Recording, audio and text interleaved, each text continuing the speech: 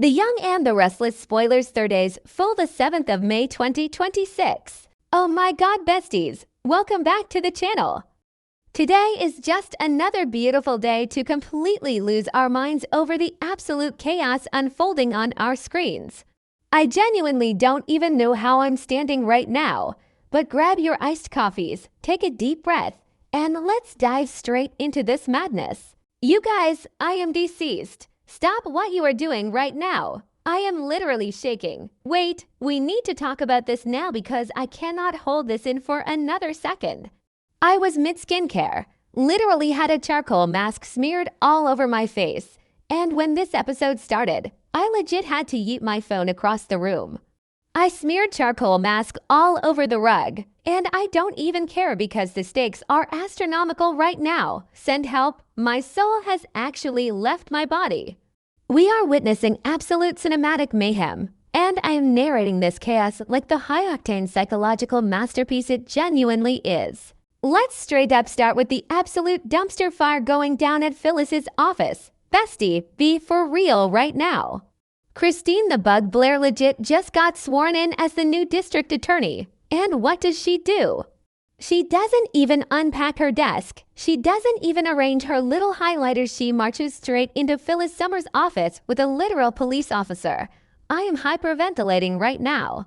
Phyllis, being the absolute queen of unapologetic sass, looks at her and goes, "Did you spend 5 minutes in your new position just to come threaten me?" And Christine, with that smug little face which is honestly so unhinged, is like, "I'm not here to threaten you. I'm here to arrest you."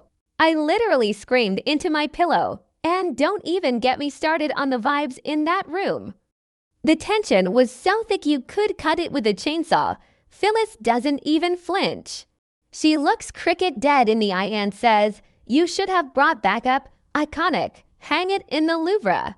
Christine tries to play the moral high ground, claiming she's putting her personal feelings aside and arresting Phyllis for stealing Newman Enterprises. Girl, please. We all know Victor faked those AA emails. They are officially on my do not perceive list. I am so done with Victor and Christine acting like they had the moral upper hand. Wait, backtrack for a second. I missed a step. Lauren Fenmore was right there in the hallway. Did I say that yet? Ooh, my brain is mush. Moving on, Lauren is watching her best friend get perp-walked out of her own company, and she is spiraling. Lauren is telling Christine the emails are fake, but Christine is basically plugging her ears.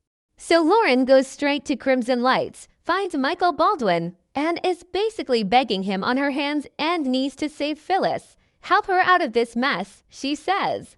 And we all know Michael is basically risking his actual life by going against Victor Newman. Oh, hold on. I should have mentioned this earlier, but... Wait, I'm glitching? Okay, back to the main event. Let's talk about the absolute emotional damage going down at Society. Nick Newman meets up with Nikki, and you guys, my heart genuinely shattered into a million tiny little pieces. Nick looks like he has been through a literal war. He starts dropping the Vegas tea, and it is piping hot. He tells Nikki that Sienna Bacall has been recounting the absolute horror show of what happened to Sharon and Noah.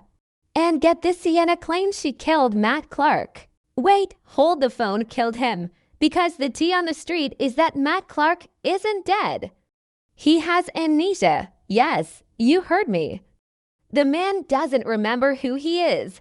How convenient is that? I am calling it, the villain arc is about to go nuclear. Matt is either faking this amnesia to play some twisted psychological game, or he genuinely has a blank slate, which makes him even more of a wild card. Manifesting a total dumpster fire by the next update, because there is no way Matt Clark just casually forgets his entire reign of terror. But wait, the Vegas trauma doesn't stop there. Nick looks at his mother, and you can see the sheer exhaustion in his eyes. He confesses to Nikki, "I started using opioids. I was almost addicted to them the whole time in Vegas with Adam. You guys, I sobbed. I genuinely straight up sobbed." The golden boy, the moral compass of the Newman family, broken down and admitting he fell into addiction just to cope with the sheer trauma of Matt Clark's twisted games, Nikki's face. Oh my God, the devastation. She is heartbroken, but Nick promises her he is doing better and is going to do everything he can to overcome it. I am personally attacked by this storyline. It hurts my soul. And because Nick is a glutton for punishment, what does he do next? He goes to the ranch. He walks into that dark, heavywood, overly masculine living room. Wait, can we talk about the lighting in Victor's house? It's always so dim. Like, do they not believe in lamps? Anyway, tangent over. Nick tries to play therapist and convince Victor to reconcile with Nikki, but Victor does not care. Victor is basically a brick wall with a mustache.